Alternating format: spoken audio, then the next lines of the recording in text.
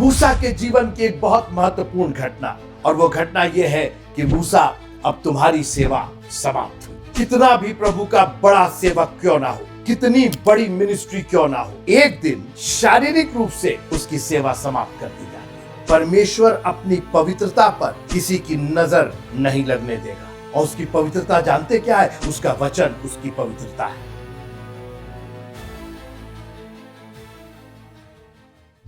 प्रभु यीशु मसीह के पवित्र नाम में आप सबों को जय मसीह की। पुराने नियम की पुस्तकों का हम सिलसिलेवार अध्ययन कर रहे हैं, और अब हम आज गिनती की पुस्तक और उसके 27वें अध्याय पर थोड़ी देर के लिए ध्यान देंगे। बहुत ही रोचक यह अध्याय है। वैसे तो सभी अध्याय हमारी जिंदगियों के लिए अनंत जीवन का काम करते हैं। वो ताकत है, वो ऊर्जा है जिसके बिना हम जिंदगी में एक कदम आगे नहीं चल सकते। ये वो ताकत है जो हमें इस संसार में और इस संसार के पार ले जाने में हमारी सहायता करता है। इस वचन को छोड़िएगा नहीं मित्रों, ऐसा वचन आपको मिलेगा नहीं। और आज मैं दो रोचक घटनाओं पर आपका ध्यान इसमें आकर्षित करना चाहता हूं। थोड़ी देर मेरे साथ रहिएगा।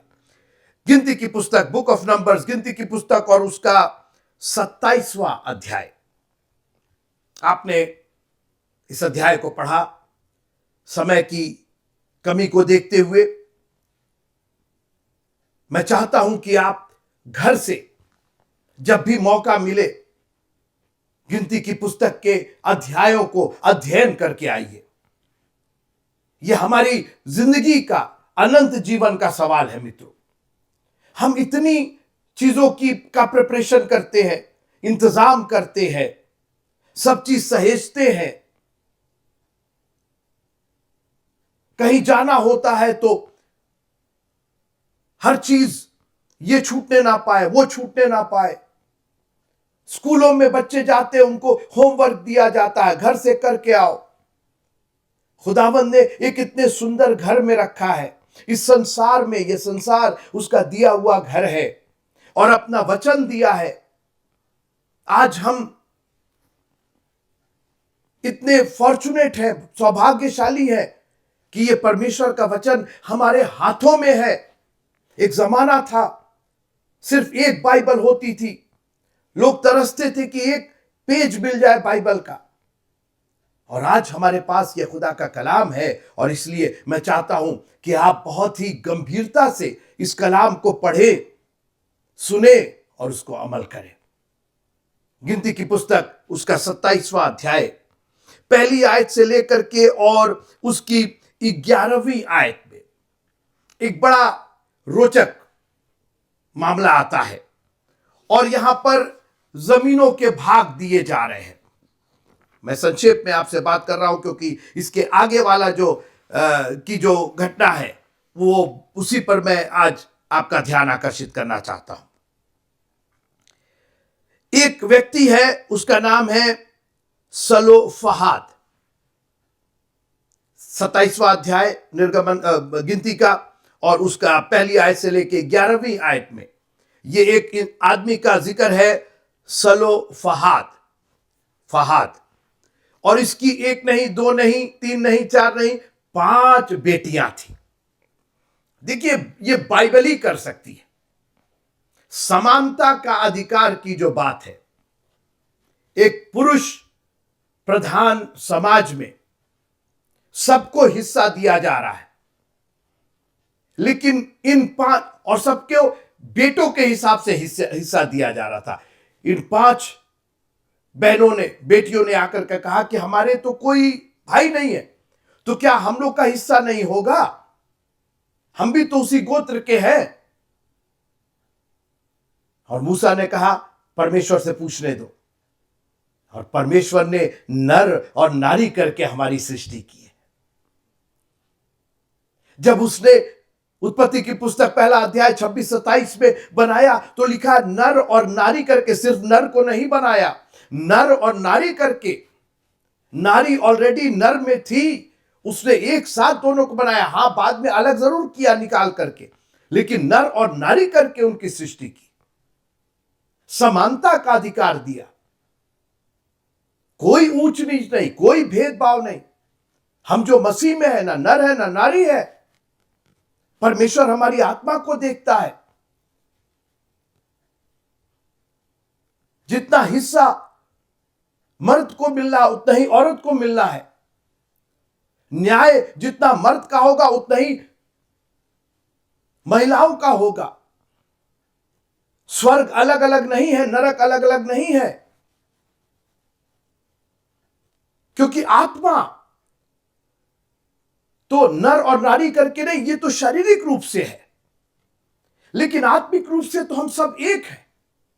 और परमेश्वर ने कहा बिल्कुल हिस्सा मिलेगा। बाइबल ने कोई भेदभाव नहीं किया है, कोई ऊंच नीच नहीं की है। ठीक है, कुछ कुछ रीत की वजह से कहीं कहीं उनको अलग किया गया है, लेकिन परमेश्वर की दृष्टि में हम सब बराबर हैं। और इसीलिए अगर आप निकाले यूहन्ना की इंजील और उसका पहला अध्याय, यूहन्ना की इंजील और उसका पहला अध्याय और उसकी 9वीं आयत से, John chapter 1 and verse number 9, सच्ची ज्योति जो हर एक मनुष्य को प्रकाशित करती है जगत में आने वाली थी। वह जगत में था और जगत उसके द्वारा उत्पन्न हुआ और जगत ने उसे नहीं पहचाना। वह अपने घर आया और उसके अपनों ने उसे ग्रहण नहीं किया, परंतु यूहन्ना की इंजील पहला अध्याय और 12वीं आयत, परंतु जितनों ने उसे ग्रहण किया, देखिए इसमें नर और नारी की बात नहीं है, जितनों ने उसे ग्रहण किया उसने उन्हें परमेश्वर की संतान होने का, संतान में बेटे भी है और बेटियां भी है, हम सब परमेश्वर की संतान हैं। कोई बेटियों को, कोई महिलाओं को, बहनों को नीचा ना दिखाने पाए। you have the same access, आपके पास वही अधिकार है उसको छूने का। जब कोई नहीं छू पाया तो एक स्त्री ने आकर के उसके दामन के छोर को छू लिया और उसमें से वर्चू निकली, उसमें से ताकत निकली, उसमें से सामर्थ निकली। वही सामर्थ अगर कोई मर्द छूता तब भी वही सामर्थ होती जो इस बहन को मिली। और मैं प्रभु का धन्यवाद करता हूं कि हम एक ऐसे प्रभु के अनुयायी हैं, हम एक ऐसे वचन पर चलने वाले लोग हैं जहां हम मर्द और स्त्री दोनों उसकी संतान हैं। स्त्री के लिए नहीं कहा कि तुम उसको पिता नहीं कहोगी, केवल आदमी लोग उसको पिताजी नहीं। जब यीशु मसीह ने कहा जब तू प्रार्थना करे, महिलाएं भी जब तू प्रार्थना करे तो इस तरीके से प्रार्थना करना, ऐ हमारे पिता तू जो आसमान में है। हम लोग बेटे और बेटियां हैं और दोनों का समान अधिकार है। मसीहत स्त्री और पुरुष को समान अधिकार देती है वचन के अनुसार। प्रभु का धन्यवाद। और ये 5 बेटियों को वही भाग मिला जो बाकी लोगों को मिला। कितना सुंदर इंतजाम परमेश्वर ने। मूसा को तो समझ में नहीं आया, उसको तो लग रहा था कि केवल आदमी लोगों को, मर्द लोगों को, बेटों को हिस्सा मिलेगा। परमेश्वर ने कहा नहीं, इनको भी हिस्सा मिलना है। मैं आज गिनती की पुस्तक 27वें अध्याय के 12वीं आयत से आगे ले चलना चाहता हूं। थोड़ी देर आप मेरे साथ रहिए। बहुत ही रोचक और एक लीडर के जीवन में, एक अगुए के जीवन में, एक परमेश्वर के द्वारा बुलाए गए एक भविष्यवक्ता, एक ऐसे इंसान के बारे में एक इतनी महत्वपूर्ण बात, और वो है परमेश्वर का भक्त मूसा। उसकी जर्नी शुरू होती है निर्गमन की पुस्तक उसके पहले 2 अध्याय से, जहां एक इब्री पुरुष ने एक इब्री स्त्री को ब्याह लिया था और उनसे एक सुंदर बालक मूसा पैदा हुआ। किस तरीके से उस भयानक परिस्थिति में, जब सारे मर्द बच्चे मारे जा रहे थे, सारे लड़कों का, सारे बेटों का कत्ल हो रहा था, ऐसे बड़े भयानक परिस्थिति में परमेश्वर ने अपने दास मूसा को, जो एक बालक के रूप में था, उसका कोई बस नहीं था उसमें, लेकिन उसकी मां और उसकी बहन को उसको प्रोटेक्ट करने के लिए दिया। जब मूसा अपने आप को प्रोटेक्ट नहीं कर पाया, मित्रों, यही परिवार है। परिवार एक दूसरे को सुरक्षा प्रदान करता है, परमेश्वर की नजर में रखता है, दुनिया की नजर से छिपा करके परमेश्वर की आत्मा के सुरक्षा में, उसके लहू की सुरक्षा में रखता है। मां और बेटी का कितना बड़ा रोल है।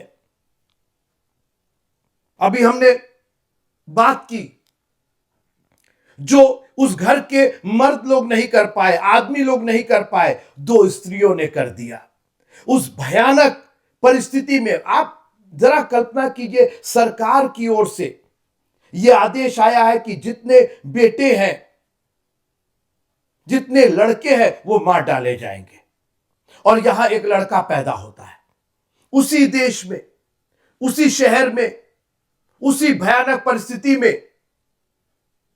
मगर दो स्त्रियों ने निर्णय लिया कि हम इसको बचा करके सुरक्षित रखेंगे। और आज मैं चैलेंज करना चाहता हूं परिवार की बहनों को, माताओं को, स्त्रियों को, आप में वो ताकत है कि आप दुनिया की नजर से बचा करके अपने परिवार को सुरक्षित रख सके। अगर आप ठान लेंगी तो आप कर सकती है। खैर, मूसा बचता है, फिरौन के दरबार में पाला पोसा जाता है। मूसा ने अपने हाथ में परमेश्वर की योजना को लेकर के आगे आगे करने की कोशिश की। आपने सब कहानी पढ़ी, सारा किस्सा पढ़ा, कैसे वो मिद्यान के जंगल को भागता है। परमेश्वर ने वहां दर्शन दिया, वहां अनॉइंट किया उसको, और उसके बाद मूसा की एक बड़ी लंबी यात्रा शुरू हुई। एक ऐसे अगुए के रूप में हुई जो इतने खतरों से खेलता हुआ फिरौन के सामने 10 परिस्थितियों को, 10 विपत्तियों को झेलता हुआ, लाल समुंदर को सुखाता हुआ मूसा जंगल के रास्ते चलता चला जा रहा है। हम लोगों ने वो सारी परिस्थिति देखी। लेकिन आज एक घटना होती है, बहुत मूसा के जीवन की एक बहुत महत्वपूर्ण घटना, और वो घटना यह है कि मूसा, अब तुम्हारी सेवा समाप्त हुई। 2-4 बातें मैं बताना चाहता हूं।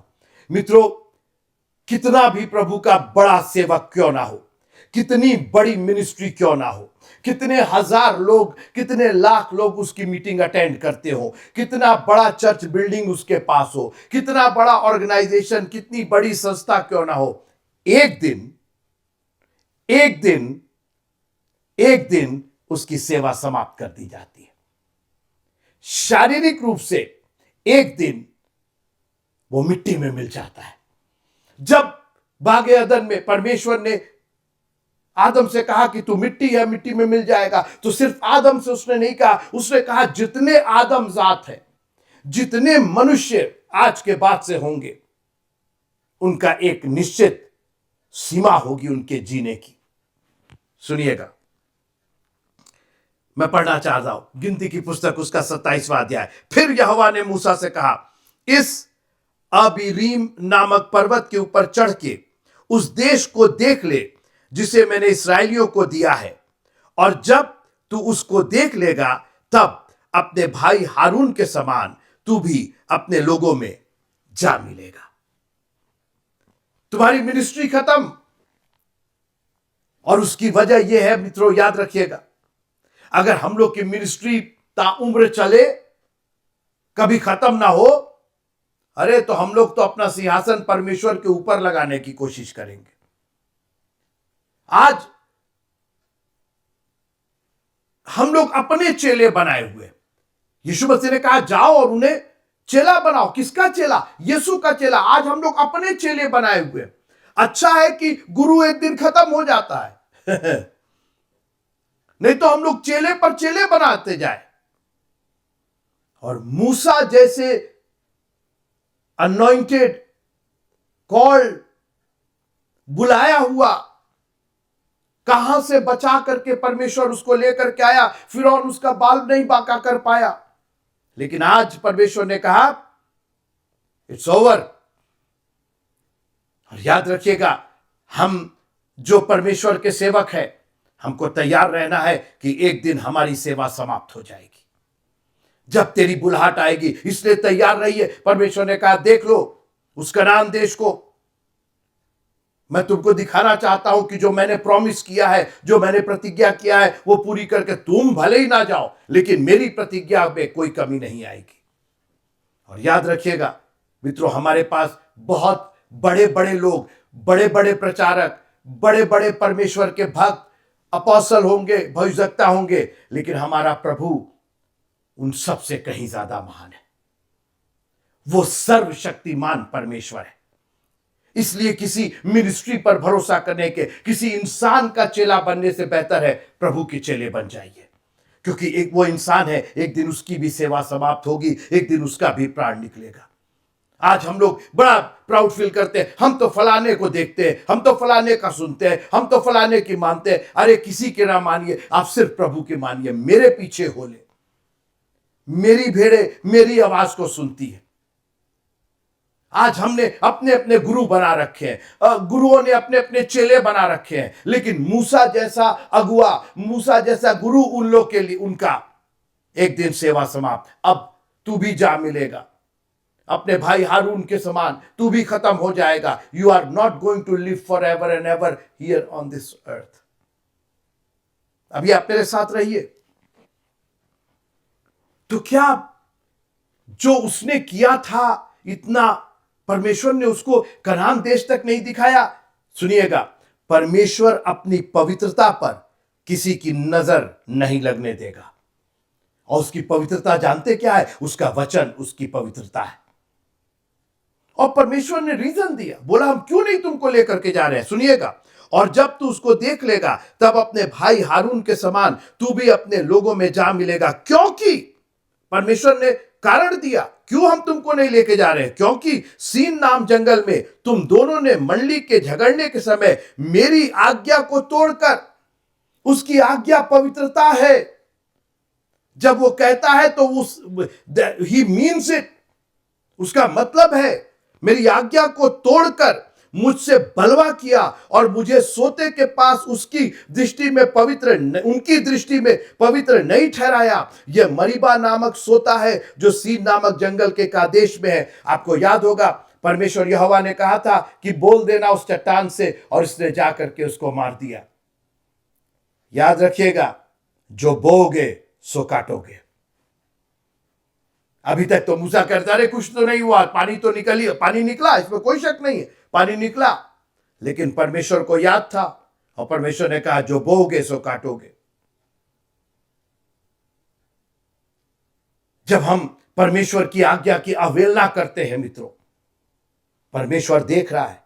परमेश्वर झूठा नहीं है, उसने जो आज्ञाएं दी है वही पवित्रता है, और अपनी पवित्रता पर वो किसी प्रकार की का दाग नहीं लगने देगा। भले ही मूसा क्यों ना हो, भले ही हारून क्यों ना हो। अरे उनके कहने से कुछ नहीं। तुमको अनॉइंट किया, तुमको तो मालूम था कि हम कौन है, तुमको तो मालूम था हमारी आज्ञा क्या है। जब मैंने कहा था बोलना है तो क्यों नहीं बोले तुम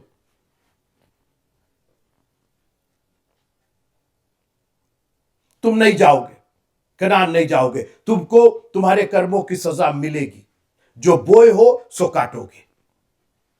लेकिन आज मैं इसका एक दूसरा पहलू दिखाना चाहता हूं। लूका की इंजील उसका 9वां अध्याय, फिर से सुनिएगा, मैं लेके चल रहा हूं गिनती की पुस्तक में। परमेश्वर ने कहा कि तू अपने भाइयों के साथ जा मिलेगा, तू मर जाएगा, तू मिट्टी है, मिट्टी में मिल जाएगा, तू कनान देश नहीं जाएगा। उस देश को मैंने इस्राएलियों को दिया है, इस्राएली जाएंगे, तू नहीं जाएगा, क्योंकि तूने मेरी आज्ञा का उल्लंघन किया है। लेकिन लूका की इंजील उसका 9वां अध्याय और उसकी 28वीं आयत से मैं पढ़ना चाहता हूं। इन बातों के कोई 8 दिन बाद वो पतरस, यूहन्ना और याकूब को साथ लेकर प्रार्थना करने के लिए पहाड़ पर गया।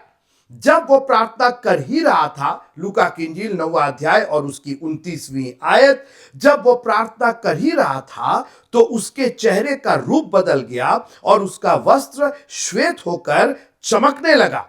और देखो, मूसा और एलिया, ये दो पुरुष उसके साथ बातें कर रहे थे। एक मिनट, मूसा तो गिनती की पुस्तक 27वें अध्याय के 13-14 में मर गया। वहां पर उसको बोल दिया गया कि तुम आगे नहीं जाओगे। तो ये लूका की इंजील में कहां से आ गया? देखिए, यही हमारे परमेश्वर का भेद है। वो ऐसे ऐसे काम करता है मित्रों, जो हमारे चित्त पर नहीं चढ़े। वो भेदों में बात करता है। शारीरिक रूप से मूसा ने जो किया, जो गलती की, उसकी सजा उसको मिली। लेकिन वो परमेश्वर का चुना हुआ था। परमेश्वर का अनुग्रह हमारे ज्ञान, हमारे गुनाह से कहीं बढ़ करके, उसका प्रेम इतना महान है कि आपका विश्वास आपको अनंत जीवन ले जाने के लिए काफी हो जाता है। जब आप उस पर भरोसा करते, उस पर विश्वास करते कि वो है, वो सर्वशक्तिमान है, उसने अपना लहू बहाया है, वो मारा गया, गाड़ा गया और तीसरे दिन मुर्दों में से जी उठा, तो हमें एक ऐसी प्रतिज्ञा के हम भागी होते हैं, और वो है अनंत जीवन की प्रतिज्ञा। जो बोया वो काटा, उसको करान देश नहीं जाने दिया, मगर परमेश्वर का अनुग्रह, दया का सागर और क्षमा की खानी है। सुनिए, व्यवस्था विवरण उसका 32वां अध्याय, ड्यूट्रॉनमी चैप्टर नंबर 32, व्यवस्था विवरण 32वां अध्याय और 39वीं आयत में क्या लिखा। इसलिए अब तुम देख लो, व्यवस्था विवरण 32वां अध्याय 32 और उसका 39 वर्ष। इसलिए अब तुम देख लो कि मैं ही वह हूं और मेरे संग कोई देवता नहीं। मैं ही मार डालता और मैं ही जिलाता भी हूं। गिनती की पुस्तक 27वें अध्याय के 12वीं आयत से मूसा का अंत। मूसा, अब तू भी जा मिलेगा अपने भाइयों के संग, लेकिन मैं ही मारता हूं और मैं ही जिलाता हूं। लूका की इंजील 9वां अध्याय में यहां मूसा बातें कर रहा है। फिर से सुनिएगा, मैं ही मार डालता और मैं जिलाता भी हूं, मैं ही घायल करता और मैं ही चंगा भी करता हूं, और मेरे हाथ से कोई नहीं छुड़ा सकता। What a mighty God we serve! ऐसा सर्वशक्तिमान अद्भुत परमेश्वर। मैं ही मारता हूं, मैं ही जिलाता हूं। हन्ना की कोख उसने बंद कर दी, मगर हन्ना की कोख उसी ने खोल दी। अब्राहम और सारा की कोख मरी हुई दशा, लेकिन वचन दिया था, मूल पिता, मूल माता, और देखिए क्या से क्या हो गया, मिला एक ही बेटा, मगर आज सब लोग उससे कनेक्टेड है। एक ऐसा अद्भुत परमेश्वर, उसका नाम अद्भुत। मूसा को उसने कह दिया कि तू खत्म है, यहां से तेरी सेवा समाप्त है, मगर अनंत जीवन तो हम लेकर के जाएंगे तुमको। यीशु मसीह परिवर्तन के पहाड़ पर दुआ कर रहे हैं, उनका चेहरा बदल जाता है, और पतरस, यूहन्ना और याकूब ने क्या देखा? अरे मूसा और एलिया बात कर, अरे मूसा तो खत्म हो गया था, मरे ना ना ना ना, शारीरिक रूप से हम खत्म हो गए, मिट्टी है, मिट्टी में मिल जाएगा, मगर जो हमारी आत्मा है, वो जिसने उसको दिया है उसके पास लौट जाएगी। मैं प्रभु का धन्यवाद करता हूं कि प्रभु अपने भेद की बातों को हमसे शेयर करता है जब आप उस पर मनन करते हैं। और उसकी वजह यह थी कि जब परमेश्वर ने मूसा से कहा कि तेरी सेवा समाप्त हुई, तेरी अगुवाई खत्म हुई, लोग तेरे को ईश्वर ना मानने लगे। ईश्वर तो मैं हूं, मुझे छोड़ कोई दूसरा ईश्वर नहीं है। मैं तुमको उस पाप का भागी नहीं होने देना चाहता हूं कि लोग तुम्हारे चेले बने बजाय मेरे चेले बनने के। तुम ऐसे गुरु हो जाओ कि सब तुम्ही को। आज लोग यीशु मसीह की बात तो सुनते ही नहीं है, बाइबल तो पढ़ ही नहीं रहे, बोले नहीं नहीं वो उन्होंने ऐसा कहा है, और वो प्रचारक ने ऐसा कहा, और वो दिल्ली वाले, और वो बंबई वाले, और वो आज हमने अपने अपने ईश्वर बना रखे। मित्रों, मूसा जैसा अगुआ एक दिन खत्म हो गया, एक दिन मिट्टी में मिल गया। लेकिन हां, परमेश्वर ने उसके भक्तों की मृत्यु उसकी दृष्टि में अनमोल है, क्योंकि अब परमेश्वर उसको दूसरे तरीके से इस्तेमाल करेगा, अनंत जीवन में ले जाके इस्तेमाल करेगा। परिवर्तन के पहाड़ पर मूसा और एलिया। मैं ही मारता हूं और मैं ही जिलाता हूं। एक अद्भुत परमेश्वर है।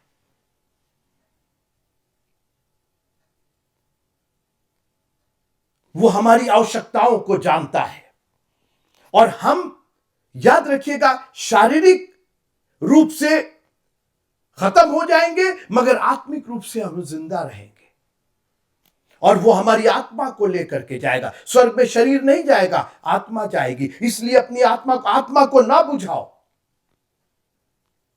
और प्रभु से दुआ करें, प्रभु ये शरीर जैसे भी नष्ट हो जाए। लाजर जो भिखमंगा था, जो गरीब था,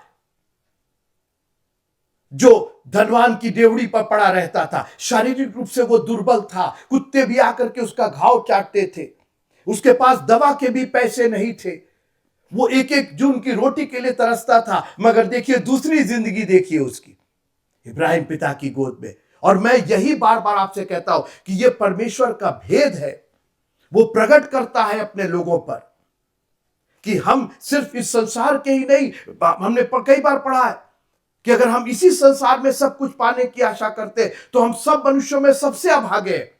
हम एक लंबी यात्रा के यात्री हैं। इस संसार की यात्रा कैसे भी खत्म हो जाए, हमारी सेवा कैसे भी समाप्त हो जाए, प्रभु हमको लेकर के उस जगह जाएगा जो उसने तैयार किया है। कैसी सुंदर आशा है। और आशा नहीं, जीवित आशा है। बाइबल कहती है कि हमारी आशा एक जीवित आशा है। मूसा यहां मर गया, गिनती की पुस्तक में समाप्त हो गया, मगर लूका की किताब में, लूका की पत्री में वो जिंदा है। जब परमेश्वर ने से कहा कि तेरी सेवा समाप्त हुई, उसने कोई रिटेलिएट नहीं किया। अरे ये क्या, ये कौन सी बात हुई, इतनी दूर से हम लेकर के आए और यहां नहीं जाए। परमेश्वर के भक्त को परमेश्वर की आज्ञा का पालन करना। एक बार उसने गलती की, उसने कहा दोबारा ये गलती नहीं होगी, और उसने तुरंत उसको एक्सेप्ट कर लिया। जब परमेश्वर आपको जो मार्ग दिखाए, तुरंत एक्सेप्ट कीजिए, भले ही आप सोचे कि आपका नुकसान हो जाए। परमेश्वर से बलवा मत कीजिएगा। एक बार बलवा किया, परमेश्वर ने कहा तुमने एक बार बलवा किया, लेकिन अब उसने तुरंत उस चीज को ग्रहण कर लिया। कोई बात नहीं प्रभु जी, आप जो कहेंगे। आप कुम्हार हैं, आपके हाथ में हम बिगड़ जाएंगे, लेकिन अगर हम बने रहेंगे तो आप उसी मिट्टी का दूसरा बासन अपने दिमाग से, अपनी चाहत से, अपनी योजना से बना देंगे। परमेश्वर का वचन अद्भुत है, उसकी योजना अद्भुत है। वो इंसान की योजना से नहीं चलता। मैं मारता हूं, जिलाता हूं, मैं घायल करता हूं, मैं चंगा भी करता हूं, और जब मैंने अपने हाथ में रखा है तो कोई तुमको यहां से लेके नहीं जाएगा। Be in the hands of the almighty God. और एक मूसा की नम्रता का एक उदाहरण देखिए। उसने तुरंत कहा, मंडली के लोग बिना चरवाहे के ना रहे, बिना चरवाहे की भेड़ के समान ना रहे, किसी को नियुक्त कर दीजिए। कितनी नम्रता उसके अंदर, कितना दूसरों के प्रति आदर। अरे मेरे समान, मेरे से कोई हाई नहीं जाएगा, मुझसे बेहतर कोई प्रीच ना करे, मुझसे बेहतर कोई पास्टर ना हो, मुझसे बेहतर। क्या कर रहे हैं, ये उसका किंगडम है। उसने तुरंत कहा, प्रभु जी मैं तो चला जाऊंगा, लेकिन ये मंडली, उसको बोझ था मंडली के लिए। उसने कहा ये मंडली ऐसा ना हो कि भेड़े बिना चरवाहे के। और परमेश्वर ने तुरंत यहोशू को नियुक्त किया। यह है एक सच्चे अगुए का एक नम्र अगुए का चरित्र यह है कि वो मंडली को के बोझ में रहता है, वो मंडली की सोच में रहता है और अपना अपना नहीं, घमंड नहीं, क्योंकि मालूम है उसको कि एक दिन मेरी सेवा समाप्त हो जाएगी, हम इंसान हैं, एक दिन हम खत्म हो जाएंगे। उसके राज्य का अंत नहीं होगा, हमारा अंत हो जाएगा, इनका अंत हो जाएगा, उनका अंत, उसके राज्य का अंत है। कोई इस संसार में हमेशा, क्योंकि परमेश्वर ने वो नियुक्त किया है इंसान के लिए, एक बार पैदा होना और एक बार मरना, वो नियुक्त है और इसलिए उसको ग्रहण करने में कोई तकलीफ नहीं होनी चाहिए। तूने बनाया प्रभु जी, तूने दिया, तूने लिया, तेरा नाम धन्य हो। लेकिन जब आप उसके कहे के अनुसार चलते हैं, उसके वचन को ग्रहण करते हैं, तो आप ये मान करके चलिए कि आपके लिए उसकी सोच एक अच्छी सोच है।